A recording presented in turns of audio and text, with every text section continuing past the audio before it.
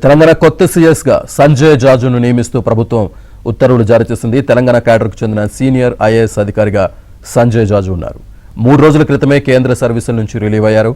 కాగా ఈ నెలాఖరుతో ప్రస్తుత సీఎస్ రామకృష్ణారావు పదవీకాలం ముగియనుంది.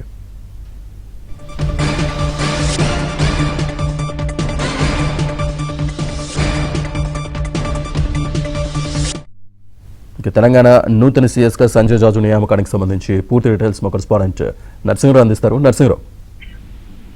శ్రీనివాస్, కొద్దిసేపటి క్రితమే తెలంగాణ రాష్ట్ర ప్రభుత్వము అధికారిక ఉత్తర్వుల్ని విడుదల చేసింది. సంజయ్ జాజుని ప్రభుత్వ ప్రధాన కార్యదర్శిగా నియమిస్తూ ఆ మేరకు జీవో నెంబర్ 911ను తెలంగాణ రాష్ట్ర ప్రభుత్వం విడుదల చేసింది.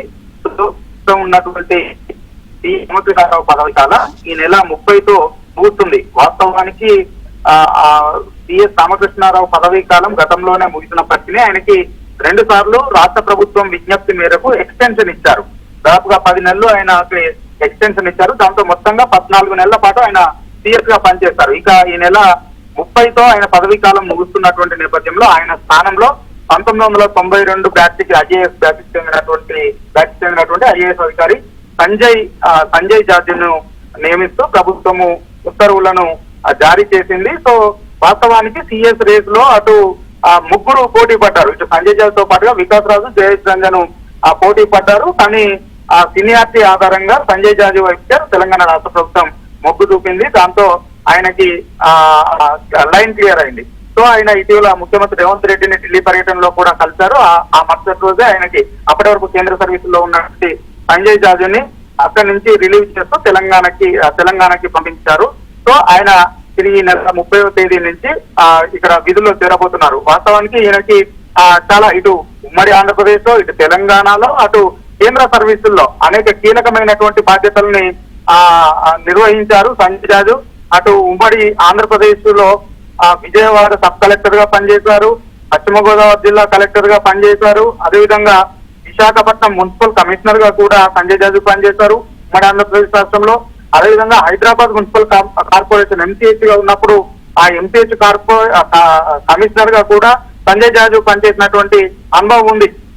సివిల్ సప్లై కమిషనర్ గా, అదేవిధంగా ఇరిగేషన్ శాఖలో కూడా సంజయ్ జాజు పనిచేశారు. ఇటు ఉమ్మడి ఆంధ్రప్రదేశ్ లో ఐటీ అండ్ కమ్యూనికేషన్ శాఖ సెక్రటరీగా కూడా 2011-14 కాలంలో సంజయ్ జాజు పనిచేశారు. సో ఆయన దాదాపుగా 34 ఏళ్ల సుదీర్ఘమైనటువంటి సర్వీసు ఉంది. అదేవిధంగా కేంద్ర సర్వీస్ లో కూడా ఆయన కీలకమైనటువంటి బాధ్యతలు నిర్వహించారు. రోడ్డు రవాణా, రహదారుల మంత్రిత్వ శాఖ పరిధిలో ఉండేటువంటి NHA DCL national highways and infrastructure development corporation limited director గా కూడా సంజయ్ జాజు పనిచేశారు. అదేవిధంగా కేంద్ర రక్షణ శాఖ అడిషనల్ సెక్రటరీగా పనిచేశారు. అదేవిధంగా సమాచార ప్రసార శాఖ సెక్రటరీగా పనిచేశారు.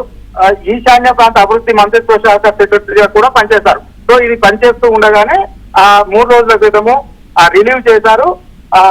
తెలంగాణ సర్వీస్ లోకి ఆయన వచ్చారు.